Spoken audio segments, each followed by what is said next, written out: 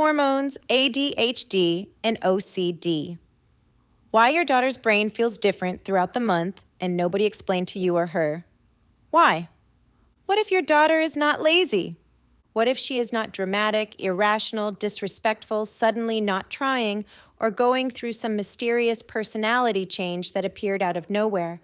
What if her ADHD symptoms, her OCD flares, her anxiety spikes, her rage, her exhaustion, her sensory sensitivity, her low motivation, or feeling emotionally overwhelmed are not random at all?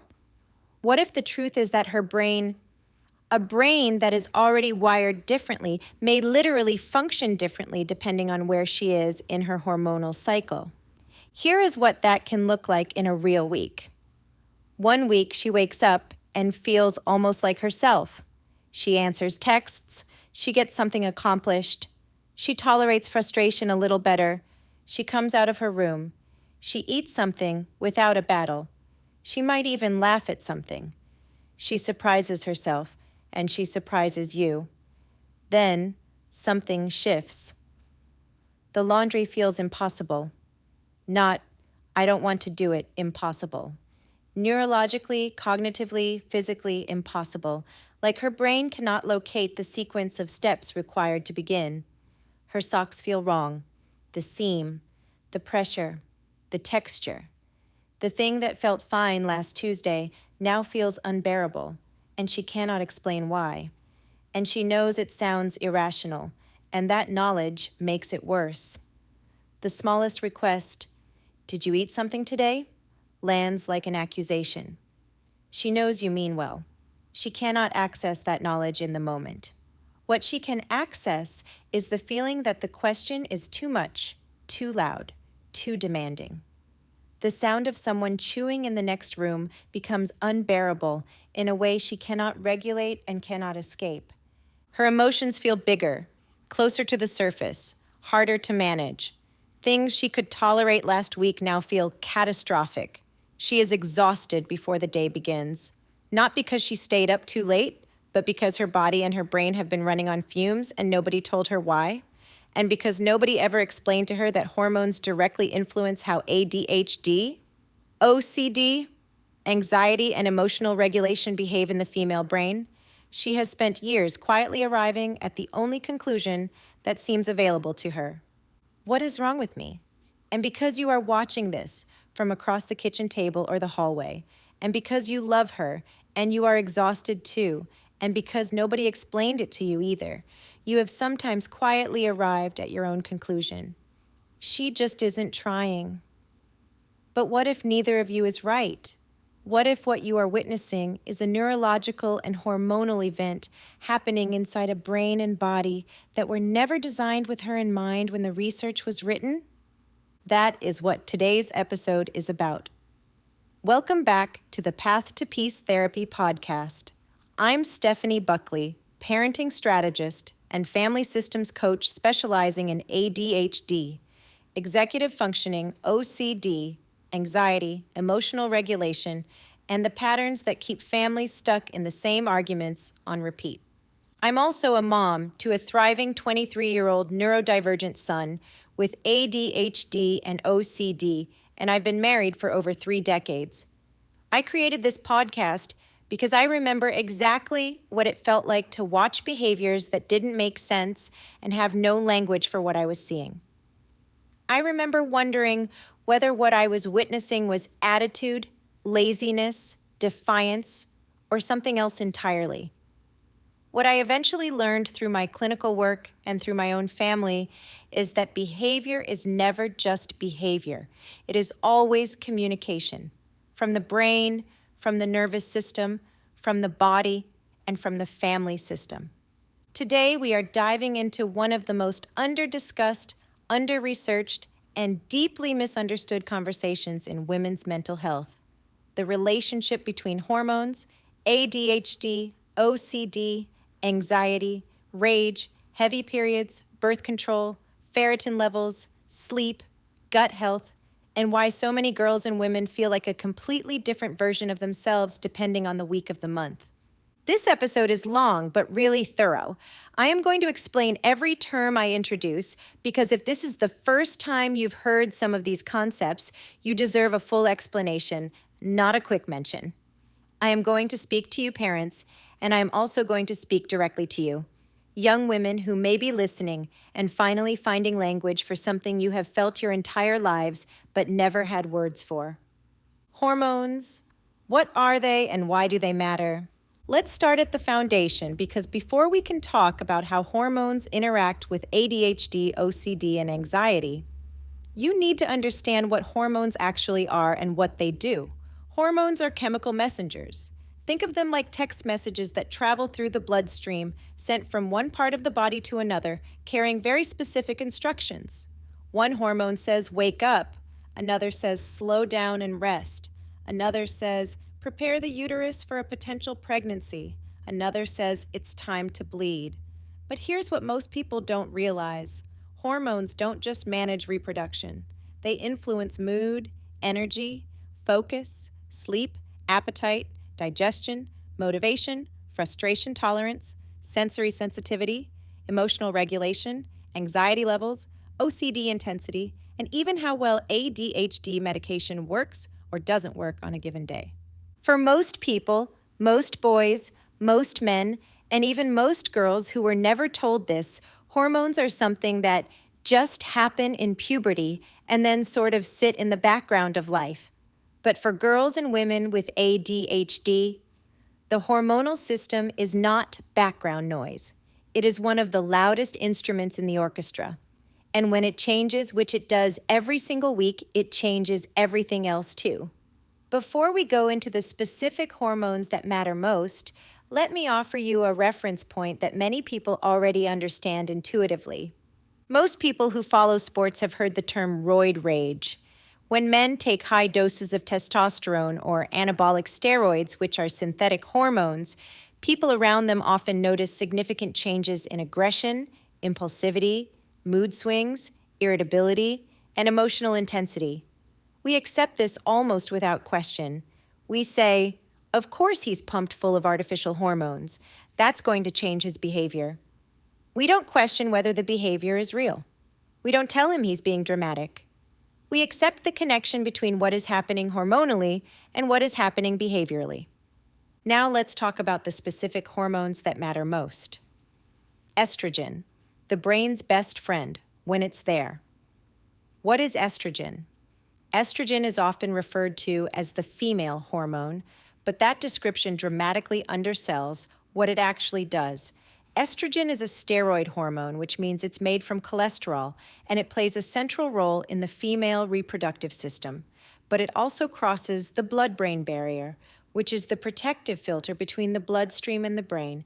And once it's in the brain, it acts like a neurological amplifier. Here is what estrogen does in the brain that matters for ADHD and OCD. Estrogen increases the availability and sensitivity of dopamine receptors. Dopamine is a neurotransmitter, a chemical that neurons in the brain use to communicate with each other, and it is the neurotransmitter most associated with focus, motivation, reward, working memory, and the ability to start and complete tasks. ADHD is fundamentally a dopamine dysregulation disorder. The ADHD brain does not produce, release, or receive dopamine efficiently. This is why ADHD medications like Vyvanse and Adderall, which we'll talk about in detail later, are stimulants that work by increasing dopamine availability. Estrogen also increases serotonin activity. Serotonin is another neurotransmitter deeply linked to mood stability, emotional regulation, impulse control, and OCD. Many antidepressants, including SSRIs like Lexapro, which we'll also discuss, work by keeping serotonin available in the brain longer. Estrogen essentially does some of that same work naturally. Estrogen also supports the prefrontal cortex, which is the area of the brain responsible for executive functions, planning, organizing, initiating tasks, managing time, controlling impulses, and regulating emotions. The prefrontal cortex is the part of the brain most affected by ADHD. When estrogen is present and active, the prefrontal cortex gets a boost. When estrogen drops, that boost goes away. When estrogen is high, the ADHD brain gets better dopamine, better serotonin, and better prefrontal cortex support. When estrogen drops, the ADHD brain loses those supports, and it feels like the floor has fallen out from under her. How estrogen affects the ADHD brain in day-to-day life. Scenario 1. The good week. It's day 9 of the cycle. Estrogen is rising toward its first peak. Your daughter comes downstairs at a reasonable hour. She makes herself something to eat without being prompted. She responds to a text from a friend within an hour instead of 3 days. She sits down and does 45 minutes of homework without leaving the room 12 times. You quietly think, maybe things are getting better. She quietly thinks, maybe I'm not as broken as I thought. What's actually happening is that her estrogen is up, which means her dopamine system is working more efficiently, and her prefrontal cortex is getting more support than it gets in other weeks. This is not her being fixed. This is her being hormonally supported. It's a real biological state, and it deserves to be celebrated without the unspoken implication that she could always be like this if she just tried. Scenario 2, the medication roller coaster. Your daughter takes ADHD medication daily. You and her doctor have landed on a dose that seemed to work. But there are weeks where the medication feels barely there. She's restless, scattered, overwhelmed by small demands, and can't seem to get traction. Then other weeks, the same dose feels almost too strong. She's hyper-focused to the point of rigidity and has no appetite. Nobody changed the prescription. What changed is her estrogen level. When estrogen is lower, the medication has to do more of the heavy lifting with less neurological support, and it may feel insufficient. When estrogen is higher, the brain is already primed, and the same dose can feel amplified.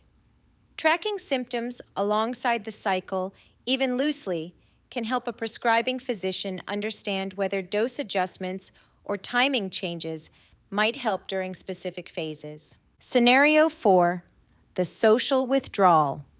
You notice that for a predictable stretch of time each month, your daughter goes quiet. She stops initiating with friends, she cancels plans, she stays in her room more. You wonder if she's depressed. You wonder if something happened socially. You ask, and she says, "I'm fine," in a tone that clearly communicates she is not fine. What she doesn't have language for is that when estrogen is low, social motivation and the neurological reward she gets from connection drops significantly.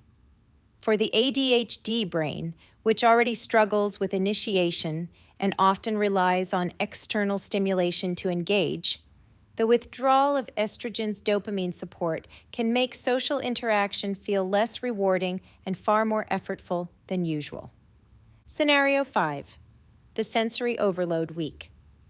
During high estrogen phases, your daughter seems to tolerate the usual chaos of home life fairly well.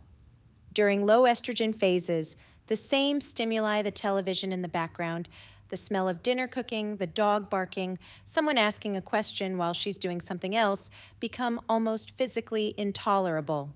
She snaps. She leaves the room. She puts on headphones and doesn't come out. This happens because estrogen plays a role in how the nervous system processes and filters sensory input. ADHD already involves challenges with sensory filtering.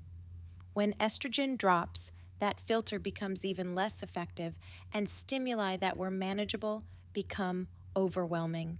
She is not choosing to be sensitive. Her nervous system is running without its support structure.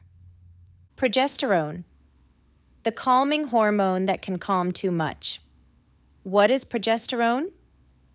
Progesterone is the other primary female sex hormone, and it has a very different role from estrogen. After ovulation, which we'll explain in the cycle section, progesterone rises. Its job is to prepare the uterine lining for a potential pregnancy. But like estrogen, it also crosses into the brain and has significant effects on neurological function. Progesterone converts in the brain into a compound called allopregnanolone, and allopregnanolone is a GABA agonist. Let me explain what that means because it matters enormously. GABA stands for gamma-aminobutyric acid, and it is the brain's primary inhibitory neurotransmitter. If you imagine the brain as a room full of activity, GABA is the volume dial that turns things down. It slows firing, creates calm, and supports sleep. Medications like benzodiazepines, think Xanax or Valium, work by increasing GABA activity. Alcohol also increases GABA, which is part of why it creates a sedating effect.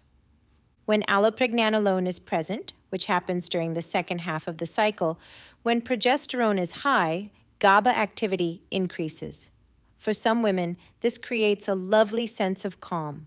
For the ADHD brain, however, which already runs low on the neurological stimulation it needs to focus and stay motivated, too much GABA can feel sedating, flattening, and cognitively slowing.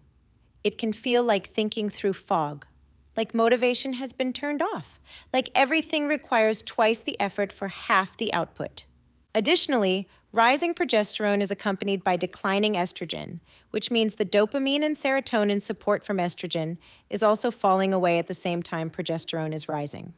The result is a brain that loses its stimulation supports while simultaneously gaining sedating effects. This is the luteal phase, the 2 weeks before the period, and it is often the most difficult stretch for girls and women with ADHD. How progesterone affects the ADHD brain, a day in the life. Scenario 1, the motivation cliff. Around day 16 or 17 of the cycle, progesterone begins to rise. Your daughter, who was relatively functional the week before, suddenly feels like she's moving through wet concrete. She's not sad exactly. She's flat. She's not refusing to do things exactly. She just cannot locate any reason to start. She scrolls. She lies on her bed and stares at the ceiling. She knows she has things to do. She can see the list. She cannot activate. This is not laziness.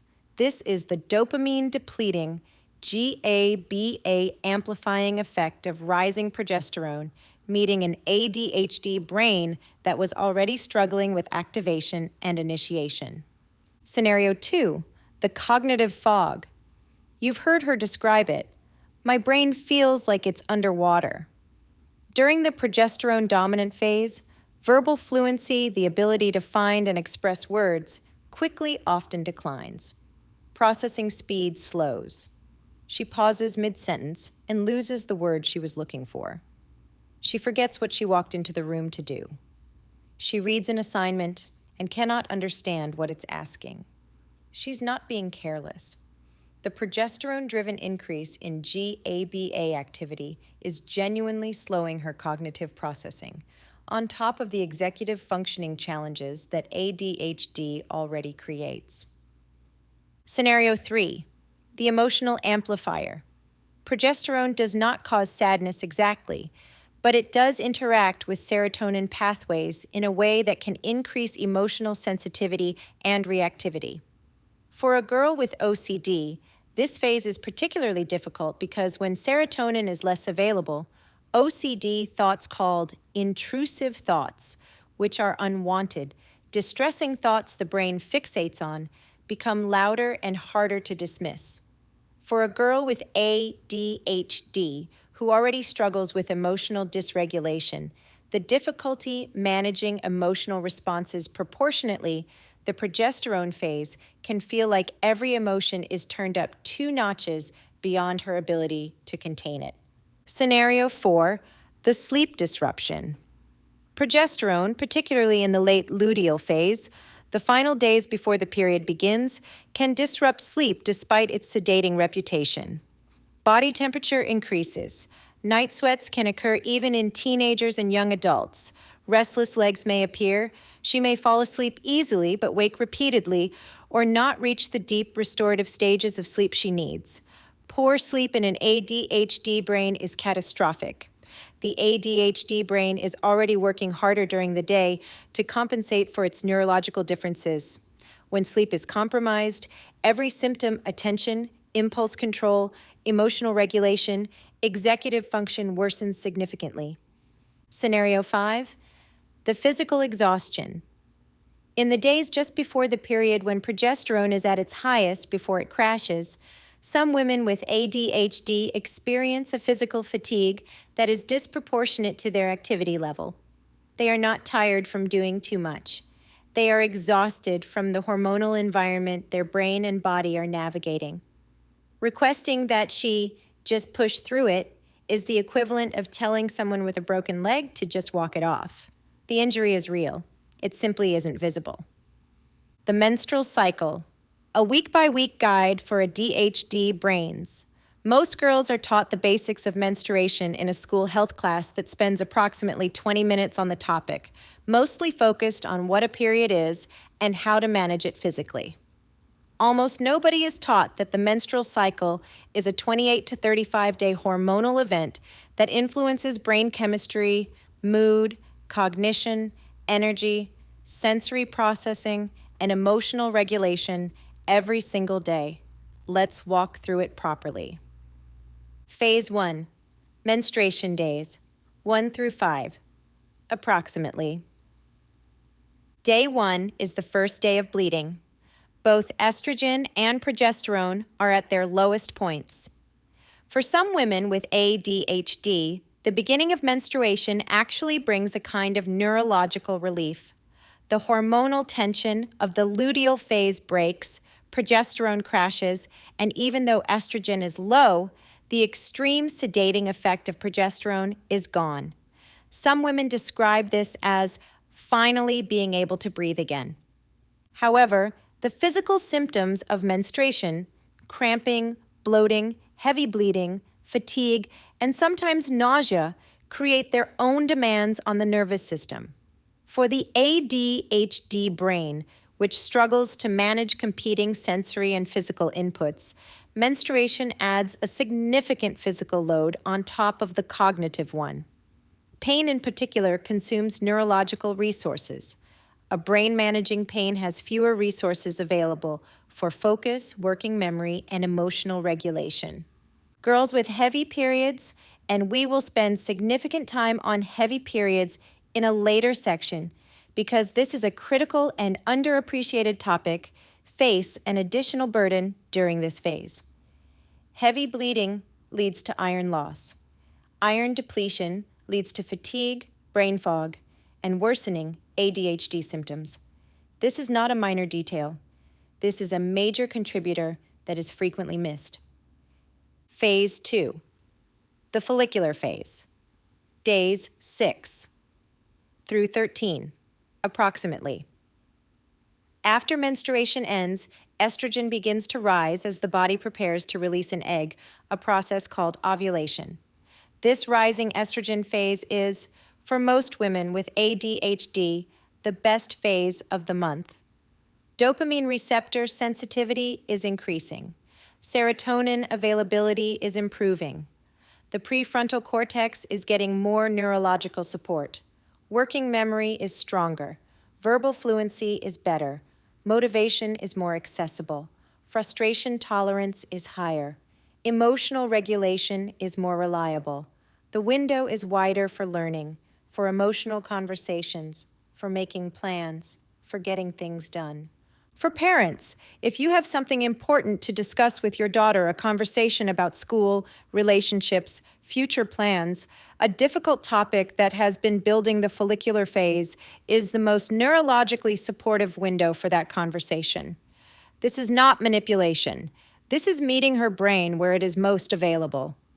For young women, this is the window to front load, to do the hard things, to have the difficult conversations with yourself, to make appointments, fill out forms, return calls, begin projects. Not because you should be using every good day productively, but because understanding your hormonal cycle means you can plan with your biology rather than against it. Phase 3, ovulation. Around day 14, estrogen reaches its peak just before ovulation, and there is also a brief surge of testosterone. Yes, women have testosterone too, in smaller amounts, which further supports motivation, confidence, and libido. Many women report feeling most socially engaged, most energetic, most cognitively clear, and most emotionally stable around ovulation. After ovulation, estrogen drops briefly before rising again more gently, and progesterone begins its rise. Phase 4, the luteal phase, days 15 through 28, approximately. This is the phase we have been building toward, because for women and girls with ADHD, this is where things often become most difficult. Progesterone rises and stays elevated during the first half of the luteal phase. Estrogen rises slightly again, but then begins to fall. In the second half of the luteal phase, the 10 to 14 days before the period begins, both estrogen and progesterone decline, and this declining estrogen is what drives premenstrual symptoms. For girls with ADHD, the late luteal phase, sometimes the last 7 to 10 days before the period, can look like a completely different person. ADHD symptoms worsen measurably. OCD symptoms intensify. Anxiety spikes. Emotional regulation deteriorates. Rage can emerge. Sensory sensitivity is heightened. Executive function becomes more compromised. Sleep is disrupted. Motivation drops to near zero. This is not a character issue. This is not a choice. This is a neurological event happening inside a brain that was already working at a disadvantage, and it is happening on a predictable schedule every single month. There is a clinical term for the most severe version of what happens in the late luteal phase, PMDD, which stands for premenstrual dysphoric disorder. PMDD is not just bad PMS. It is a recognized psychiatric disorder in the DSM-5, the Diagnostic and Statistical Manual of Mental Disorders, which is the reference guide clinicians use to diagnose mental health conditions. PMDD involves severe mood disruption, suicidal ideation in some cases, inability to function, rage, and despair that begins in the late luteal phase and resolves within a day or two of the period starting. A DHD significantly increases the risk of PMDD. If any of what you are hearing today sounds like more than just difficult months, if it sounds like a crisis that recurs monthly, please bring this to a psychiatrist or OBGYN who is familiar with PMDD.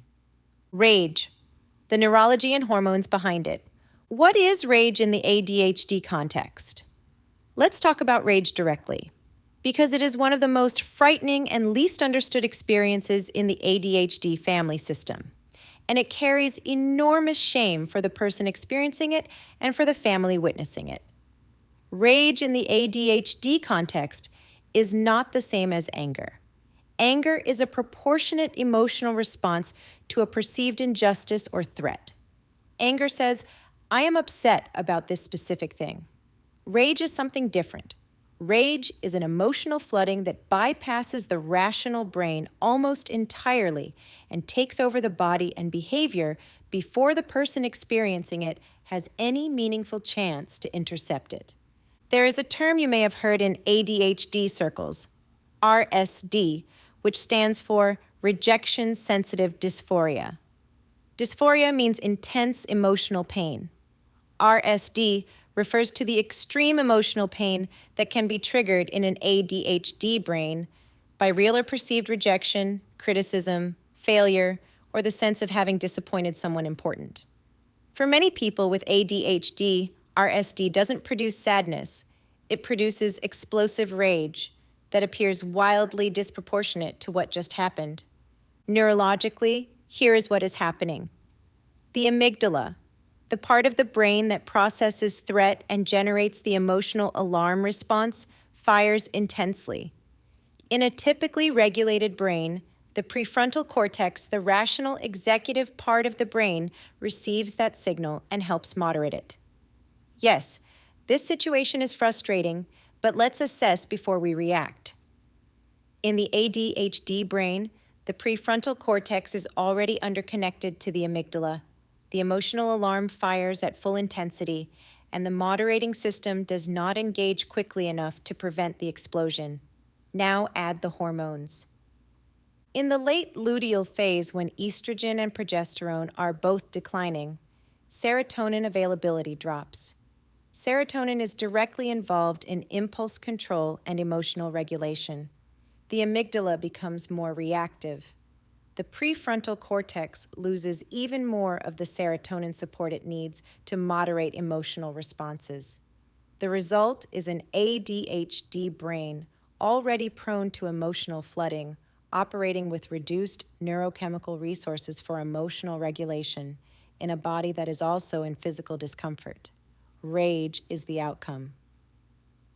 Hormonal rage in the ADHD day in the life of your daughter. Scenario 1, the door slam. It's 3 days before her period. You ask her to put her dishes in the sink. She slams her door so hard a picture falls off the wall in the hallway. You stand in the kitchen, dishes still on the table, wondering what just happened. What happened is that her amygdala received, "Can you put your dishes away?" And without the serotonin, without the estrogen, without the neurological buffering that might have been available last week, it processed that request as intolerable intrusion. The door slam is not about the dishes. It is the output of a nervous system that is flooded and has no other exit. Scenario 2, the crying rage. Some girls and women with ADHD experience rage that comes out as explosive crying, screaming through tears, a kind of emotional storm that is both intensely sad and intensely furious at once. This is confusing for parents who aren't sure whether to respond to the anger or the sadness. The answer is both are real. Both are happening simultaneously. The ADHD brain, when emotionally flooded, does not produce neat, categorized emotions. It produces everything at once through whatever exit is available. Scenario 3, the verbal eruption that she regrets. In the late luteal phase, a girl with ADHD and RSD may say things in a moment of rage that she immediately regrets, things she doesn't mean, things that are cruel, things that she knows are untrue the second they leave her mouth. She is horrified. She is ashamed. She may come to you an hour later, crying, trying to explain. The neurological reality is that once the amygdala floods, verbal impulse control, which is already a significant area of challenge in ADHD, collapses further. The words are real feelings at maximum intensity, but they are not her carefully considered truth. Holding the space for repair after these moments, rather than retaliating or withdrawing, is one of the most powerful things a parent can do. Scenario 4, the rage that follows failure. She gets an assignment back with a grade that is lower than she expected. She worked on that assignment. She tried. The grade doesn't reflect the effort. Her face goes immediately from disappointment to rage, flipping a notebook, snapping at whoever is nearby, declaring that school is pointless, and she hates all of it. This is RSD meeting a compromised neurological state. The failure activates the deep shame that many ADHD brains carry about not being enough, and the hormonal environment removes the buffering that might have allowed her to contain that response. Scenario 5, the parent who becomes the target. A painful truth for many families. The parent who is closest, safest, and most trusted is often the target of the most intense rage. This is not an accident. The ADHD nervous system, when flooded, attacks towards safety. She knows you won't leave. She knows you'll still be there. For a brain that has no other outlet, you become the place where the explosion is safe to land. This does not make it okay. It does not mean you should absorb abuse, but understanding why it is happening, why it is you and not her teacher or her friend, can help you respond from a less personally wounded place. Your differentiation as a parent, your ability to stay grounded in your own identity and not emotionally merge with her crisis is one of the most important things you can develop through this period of her life. OCD and hormones. The connection. Nobody is talking about. What is OCD? Obsessive compulsive disorder. OCD is a brain-based condition characterized by intrusive thoughts, obsessions, that cause significant distress, and repetitive behaviors or mental acts, compulsions, that the person performs in an attempt to reduce that distress. It is critical to understand that OCD is not about being organized or liking things clean. It is a disorder involving genuine neurological loops. The brain fires a signal of alarm.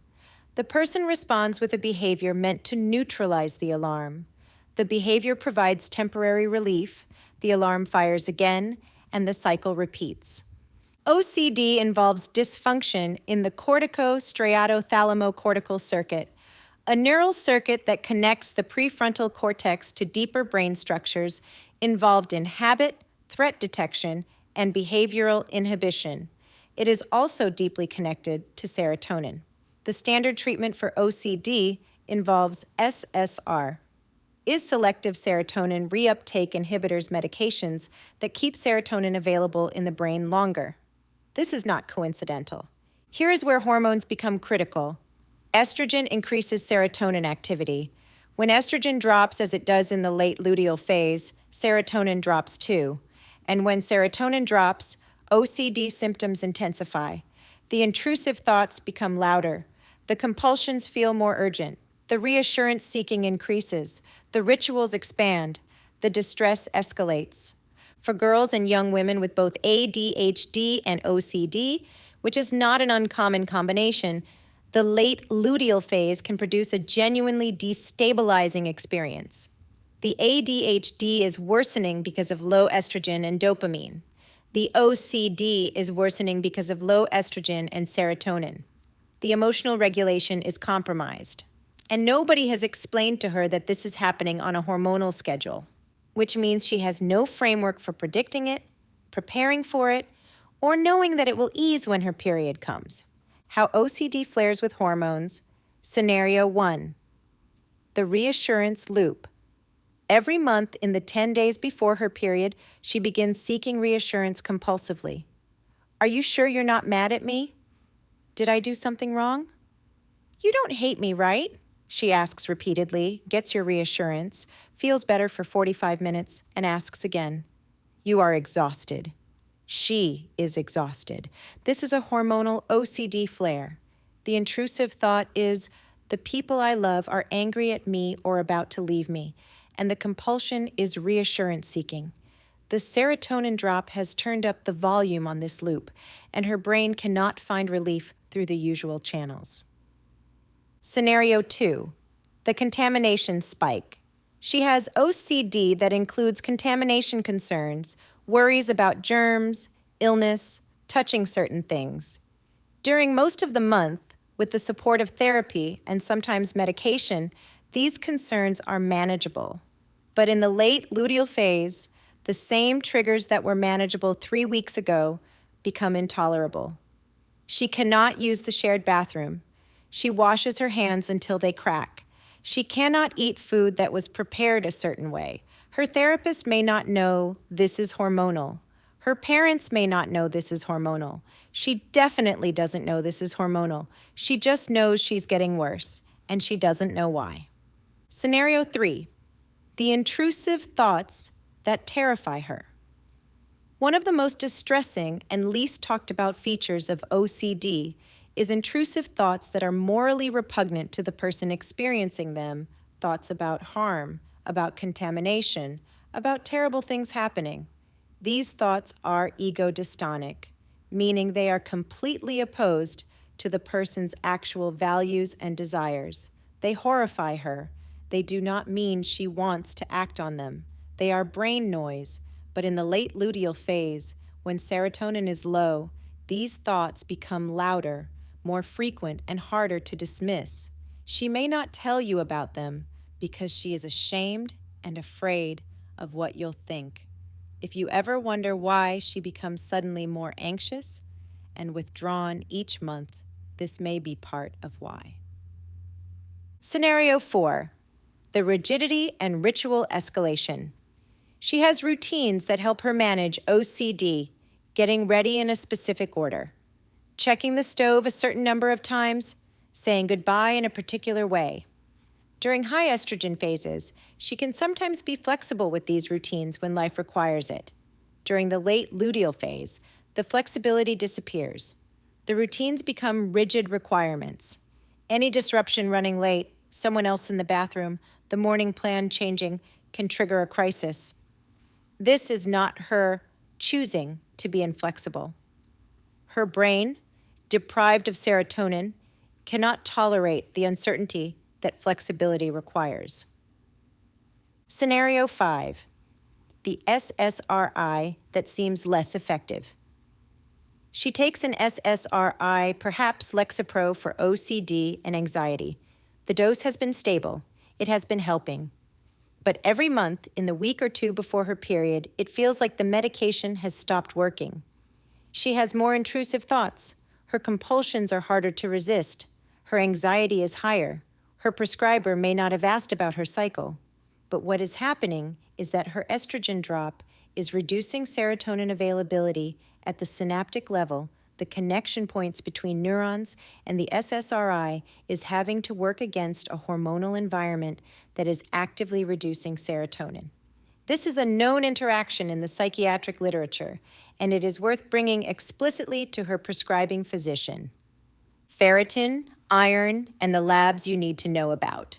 Why labs matter for ADHD, OCD, anxiety, and hormones. Before we go further, I want to take a dedicated section to talk about blood work, specifically the labs that are frequently overlooked when a girl or young woman is struggling with ADHD symptoms, mood, energy, and cognitive function. This matters deeply because many of the symptoms we attribute entirely to ADHD, OCD, anxiety, or hormonal shifts are in fact being driven or significantly worsened by nutritional deficiencies that a simple blood test can identify. Ferritin, the most important test you may never have heard of. Ferritin is a protein that stores iron in the body. It is the body's iron reserve, the warehouse where iron is kept when it isn't immediately being used. You can have an iron level that looks normal on a standard blood panel, while your ferritin, your stored iron, is critically depleted. This distinction is important because most standard blood panels check serum iron, not ferritin, and a clinician who doesn't specifically order ferritin can completely miss a serious deficiency. Here is why ferritin matters so profoundly for ADHD. Iron is required for the production of dopamine. Dopamine is made from an amino acid called tyrosine, and that conversion process requires iron as a cofactor, meaning iron is one of the essential ingredients. Without adequate iron stores, the brain cannot produce dopamine efficiently. And because ADHD is already a dopamine dysregulation disorder, low ferritin can dramatically worsen ADHD symptoms, inattention, working memory problems, emotional dysregulation, and executive function challenges independently of anything else going on. Research has consistently found that children and adults with ADHD tend to have lower ferritin levels than neurotypical peers, and that ferritin supplementation, when deficiency is identified, can improve ADHD symptoms sometimes significantly. For girls and women who have heavy periods, ferritin depletion is a recurring risk every single month. Every heavy period loses a significant amount of blood, and blood loss means iron loss, and iron loss means ferritin depletion. The body needs time and nutritional resources to rebuild those stores between cycles.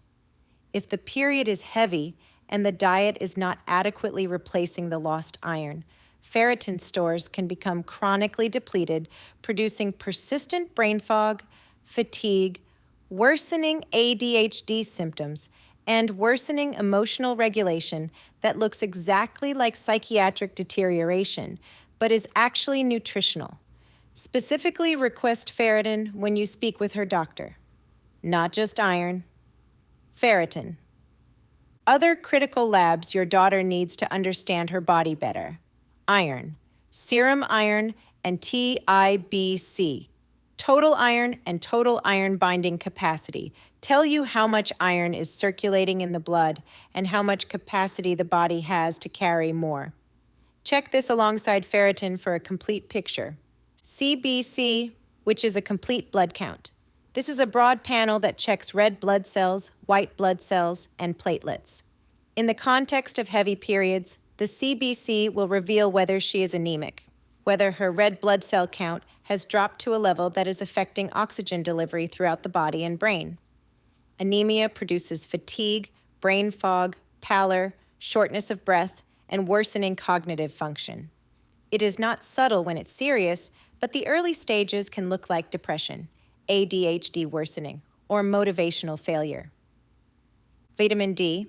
Vitamin D is technically a hormone, not just a vitamin. The body produces it through sun exposure and processes it into a hormone that acts throughout the body and brain.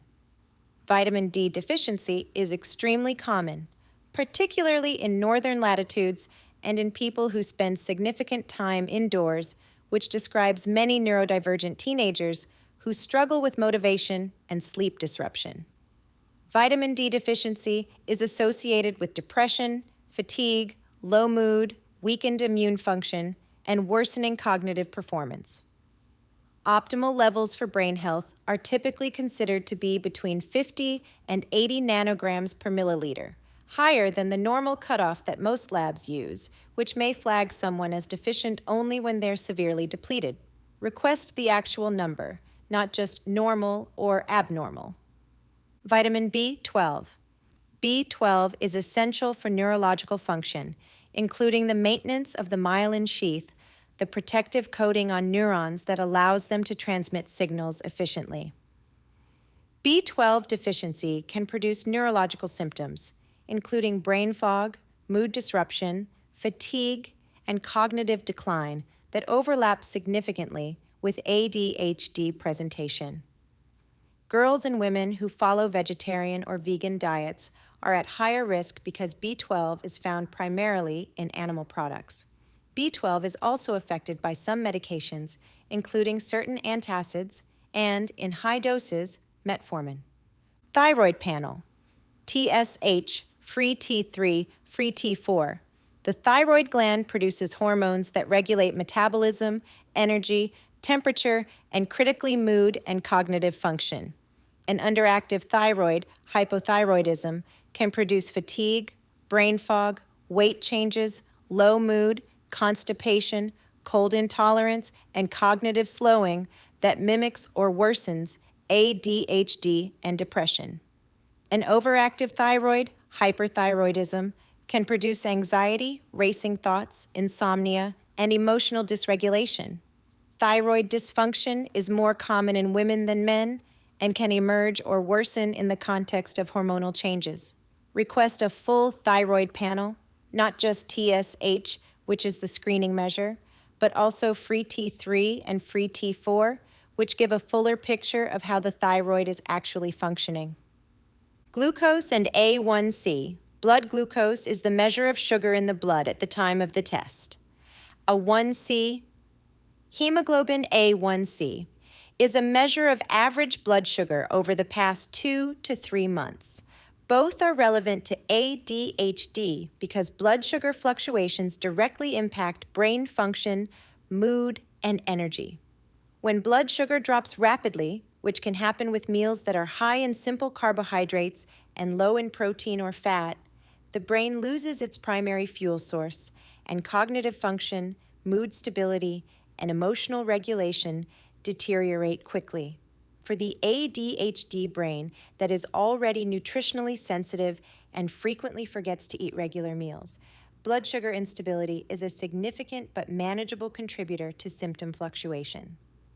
Comprehensive hormone panel. Depending on age and symptoms, it may be appropriate to assess estrogen, progesterone, and testosterone levels at specific points in the cycle, as well as DHEA and cortisol, which are stress-related hormones that interact with reproductive hormones. What if my daughter has heavy periods? Heavy periods are the hidden crisis and what the body must rebuild monthly. Heavy periods are so common among girls and women that they are almost universally normalized. That's just how it is. She'll grow out of it. Some women just bleed more heavily.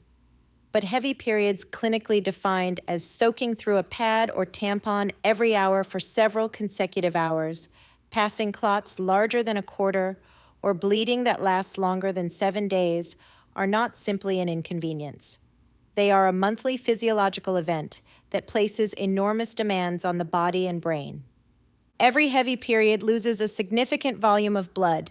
Blood contains iron bound to hemoglobin in red blood cells. When that blood leaves the body, the iron leaves with it. The body then must work to rebuild what was lost to produce new red blood cells, to restore ferritin stores, to replenish the hemoglobin that carries oxygen. This process takes time. It requires nutritional resources, specifically iron, B12, folate, and protein. And for many girls whose diets are not adequately supplying those resources, the rebuilding never fully completes before the next cycle begins. The result is a body and brain in a state of chronic partial depletion, persistent fatigue that doesn't resolve with sleep, brain fog that intensifies in the week after the period ends rather than clearing, worsening, ADHD symptoms that seem worse in the weeks following the period, cold hands and feet, pallor, difficulty concentrating. Emotional lability, which means mood that is easily and intensely disrupted, that goes beyond what the hormonal cycle alone would explain.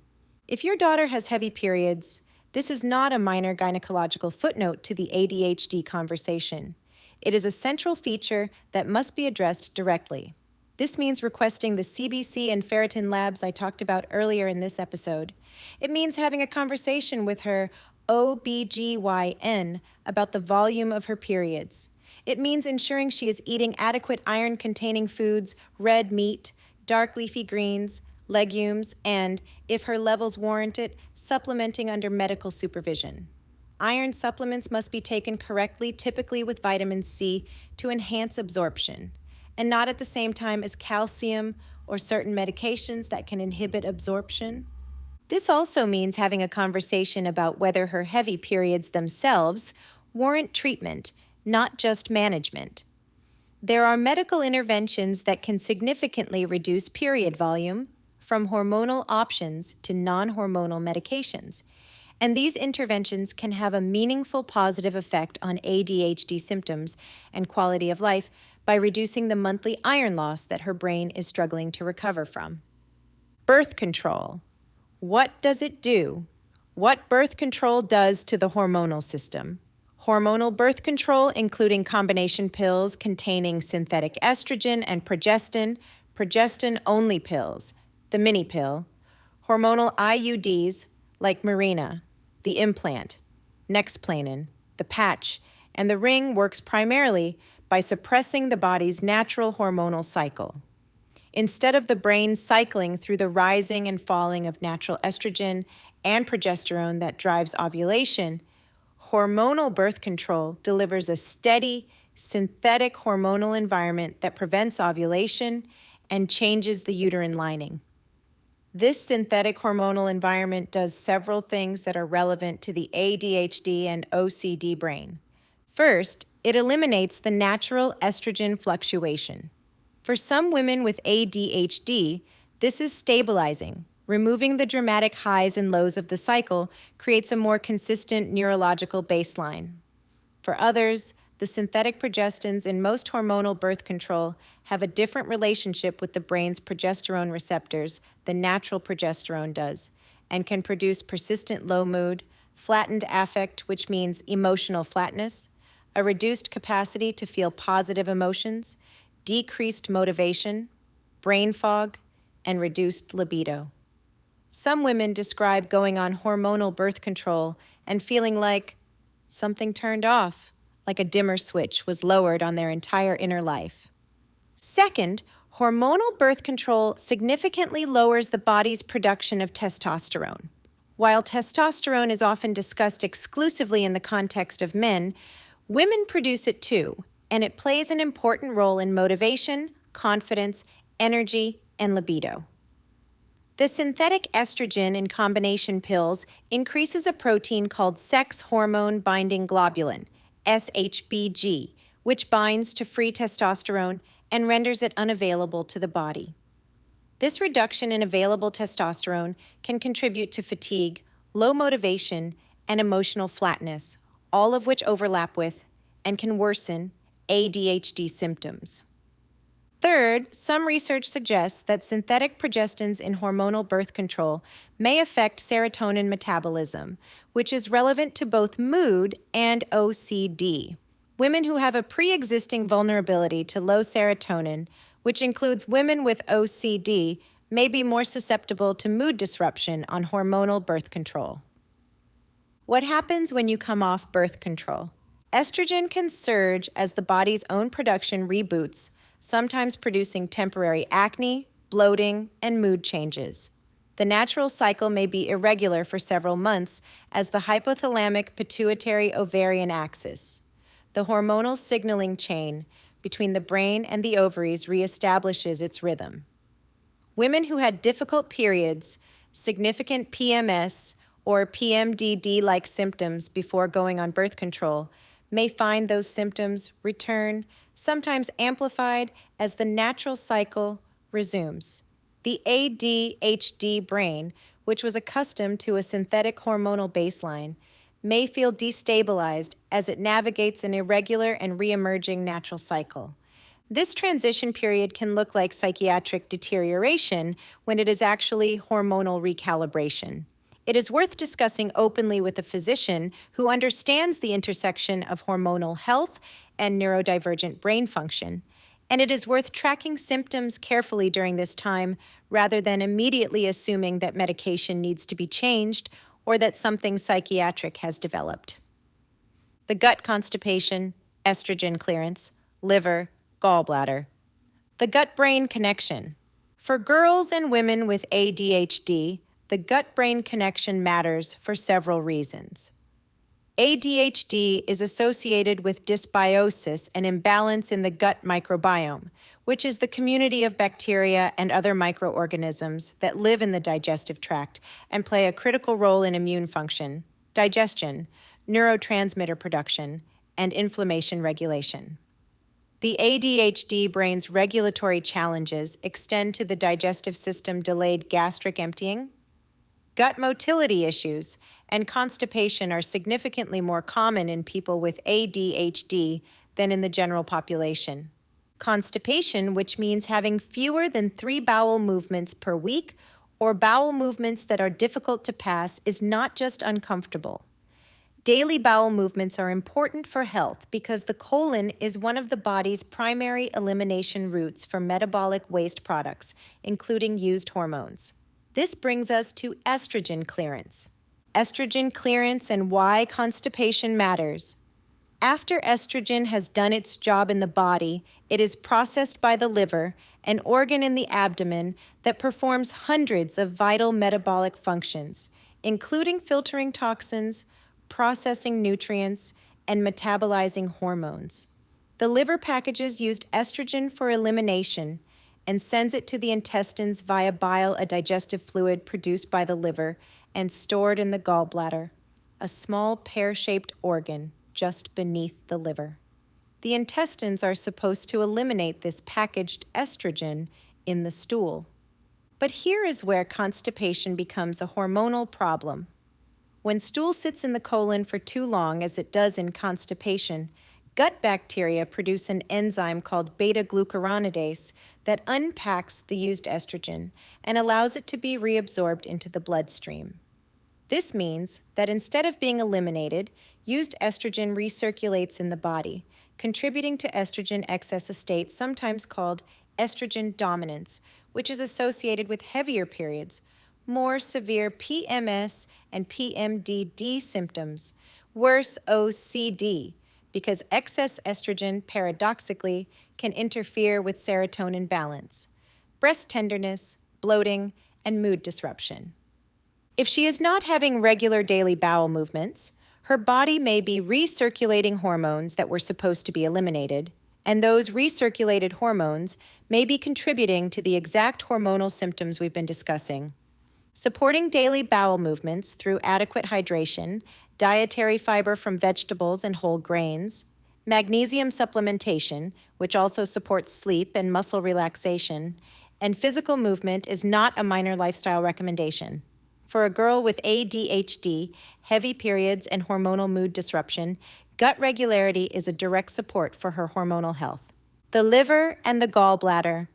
The liver is one of the most hardworking organs in the body. It filters the blood, processes medications, metabolizes hormones, converts nutrients into usable forms, and produces bile for digestion. For girls and women on medications, including ADHD medications and SSR, the liver is the organ doing the work of processing those medications. Liver function matters for how medications behave, how hormones are metabolized, and how efficiently the body clears waste products. The gallbladder stores the bile that the liver produces and releases it into the small intestine to help digest fats. Hormonal fluctuations, particularly the estrogen changes of the menstrual cycle, can affect gallbladder function. Women are more likely than men to develop gallstones, and the risk increases with hormonal birth control in pregnancy. If your daughter experiences recurring pain in the upper right abdomen, particularly after eating fatty foods, it is worth asking her doctor about gallbladder function. Histamine, allergies, serotonin, and dopamine. Histamine, the hidden mood. Disruptor. Histamine is a compound produced by cells in the immune system, the gut, and certain neurons in the brain. Most people know histamine as the substance that causes allergy symptoms, runny nose, itchy eyes, sneezing, hives. This is why antihistamine medications like Zyrtec, Benadryl, and Claritin exist. They block histamine receptors and reduce allergy symptoms. But histamine is not just an allergy chemical. In the brain, histamine acts as a neurotransmitter that regulates wakefulness, attention, and learning. Histamine also has a direct relationship with estrogen. Estrogen stimulates histamine release, and histamine stimulates estrogen production. This creates a feedback loop that is particularly relevant around ovulation and the late luteal phase. More critically, for the ADHD and OCD picture, histamine degrades serotonin. When histamine levels rise, as they can in response to allergies, certain foods, fermented foods, aged cheeses, wine, tomatoes, spinach, and leftover meats are high in histamine. Gut dysbiosis or hormonal fluctuation, serotonin availability can decrease. For a brain that is already managing OCD with limited serotonin resources, histamine surges can genuinely worsen intrusive thoughts and compulsions. Histamine intolerance, a condition in which the body has difficulty breaking down histamine, either because of insufficient production of the enzyme that degrades it, called diamine oxidase, or DAO, or because histamine intake exceeds the body's degradation capacity, can produce symptoms including headaches, flushing, heart palpitations, anxiety, brain fog, digestive distress, and mood disruption. These symptoms often worsen around ovulation and in the late luteal phase when estrogen peaks, serotonin. The mood stabilizer, impulse regulator, and OCD modulator. We have mentioned serotonin throughout this episode, but let me give it a proper introduction because it is that important. Serotonin is a neurotransmitter that is synthesized from the amino acid tryptophan found in foods like turkey, eggs, nuts, and seeds. It is involved in mood regulation, impulse control, sleep, digestion, social behavior, and the suppression of intrusive, repetitive thoughts. Serotonin is the primary neurotransmitter targeted by OCD treatment. It is also deeply involved in emotional regulation, which is one of the areas where ADHD creates the most significant challenges. When serotonin is low due to hormonal fluctuation, histamine burden, poor sleep, nutritional deficiency, or the natural limits of an individual's neurochemistry, emotional regulation deteriorates, OCD symptoms worsen, impulse control decreases, and the baseline sense of well-being drops. Supporting serotonin naturally involves adequate tryptophan intake from food, exposure to sunlight, which boosts serotonin production, physical movement. Exercise is one of the most reliable ways to boost serotonin, and the management of histamine burden through diet and gut health. These are complementary to, not replacements for, appropriate psychiatric medication when medication is indicated. Dopamine. The focus, motivation, and reward. Neurotransmitter. Dopamine is the neurotransmitter most central to ADHD. It is involved in attention, motivation, working memory, the ability to delay gratification, the experience of reward and pleasure, and the initiation of goal-directed behavior. The ADHD brain produces, releases, and receives dopamine differently from the typically developing brain, not in a way that makes it deficient overall, but in a way that makes dopamine less available in the prefrontal cortex and other areas that support executive function.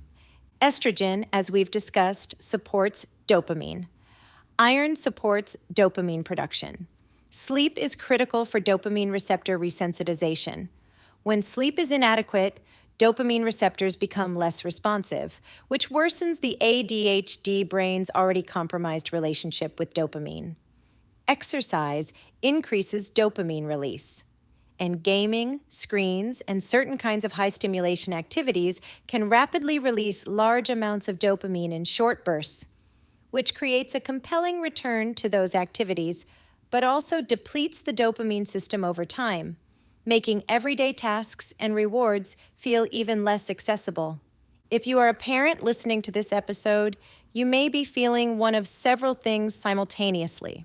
You may feel relief, finally, an explanation for what you've been witnessing. You may feel grief for the years of conflict that might have been navigated differently with this information. You may feel guilt, which I want to address directly. Guilt without action is a trap. What I want to offer instead is self-compassion and a new frame. You were not told. The medical system was not telling you. The school was not telling you. The dominant cultural narrative about girls and their behavior was not giving you the tools to understand what was happening in your daughter's brain and body. You interpreted her behavior through the lens you had, and now you are in a conversation that is giving you a new lens. What you do with this lens going forward is what matters. Using the lens of Bowen family systems theory, the framework I return to again and again in my work, I want to name something that is important for parents. Differentiation of self means your ability to maintain your own identity, your emotional stability, and your thoughtful responses even when the family system around you is activated. When your daughter is in a hormonal crisis, raging, flooded, emotionally dysregulated, sensory overwhelmed, your differentiation is the most powerful tool available. Not because you are emotionally absent or cold, but because the storm needs someone who is not also in the storm. Your groundedness becomes the container that her nervous system can eventually co-regulate with. This is not easy. This is going to be very hard work, and this is the work of parenting a neurodivergent daughter through the hormonal complexity of adolescence and early adulthood. You deserve support in this too. A therapist, a coach, a community where you can process what this is like for you and not just manage what it is like for her. If you are a young woman listening to this, maybe you're in your late teens, your 20s, maybe you're listening because your mom forwarded you this episode or because you found it yourself during a 3 a.m. search for language for the thing that has been happening to you for years. I want to speak directly to you for a moment. What has been happening to you is real. The week you feel almost okay, almost functional, almost like a version of yourself you recognize and don't hate that is real. The week everything collapses, the fog, the rage, the OCD thoughts, the socks that feel wrong, the exhaustion that doesn't respond to sleep that is also real. Neither version of you is the true you and the other a fraud. Both are you navigating a brain and body that were not well understood by the people who were supposed to help you understand them. You are not broken, lazy, dramatic, irrational, or too much. You are a person with a neurodivergent brain navigating a monthly hormonal cycle in a body that produces real, measurable changes in your neurochemistry every single week, and nobody explained this to you. Here is what I want you to do with this information. Start tracking. You don't need a complicated app. You need a note on your phone that logs every day where you are in your cycle, your energy level on a scale of 1 to 10, your mood, your OCD intensity if that is relevant, how your medication felt, and any major events. After 2 or 3 months, patterns will emerge that will feel revelatory. Bring this information to your doctors, your psychiatrist, your OB/GYN, your primary care physician. Ask explicitly for ferritin, vitamin D, B12, thyroid, and glucose. Bring your tracking logs. Be specific. In the 10 days before my period, my ADHD medication feels less effective and my OCD is significantly worse, is actionable clinical information. Advocate for yourself with that specificity. Find a therapist who understands both ADHD and OCD. The intersection of these two conditions, in the context of hormonal cycles, requires a clinical sophistication that not every therapist has. Ask explicitly whether they have experience with ADHD in women, with OCD, and with the hormonal dimensions of these conditions. You deserve a clinician who speaks your language, and please talk to someone you trust, a parent, a friend, a therapist, a community. The shame that accompanies the monthly collapse is one of the heaviest parts of this experience. The antidote to shame is being truly known by another person and still accepted. You deserve to be known. For parents who are listening to this episode, track the cycle. Even without your daughter's direct cooperation, you can observe and log patterns: which weeks she struggles more, which weeks she is more available, which weeks conflict escalates. 3 months of tracking will reveal patterns that will fundamentally change how you interpret her behavior. Adjust the timing of difficult conversations.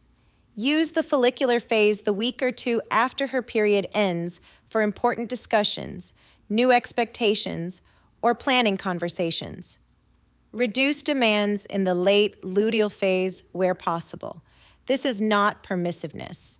This is strategic parenting that works with her neurology rather than against it. Prioritize sleep architecture in your household. Consistent bedtime and wake times, reduced blue light in the evening, phones outside the bedroom if possible, and a sleep environment that is cool and dark. This is the highest leverage intervention that requires no prescription. Request the right labs: ferritin, iron, CBC, vitamin D, B12, thyroid panel, and glucose or A1C. Bring this list to her next medical appointment. Support daily bowel movements through hydration, dietary fiber, and if needed, magnesium glycinate taken at night, which supports both gut motility and sleep. Discuss with her physician before adding any supplements. For young women, you may need to download a cycle tracking app. There are many that allow symptom logging alongside cycle tracking. Clue, Flow, and others allow you to track mood, energy, OCD intensity, medication effectiveness, and physical symptoms. After 3 months, bring the data to your appointments. Address the basics: sleep, hydration, protein with every meal.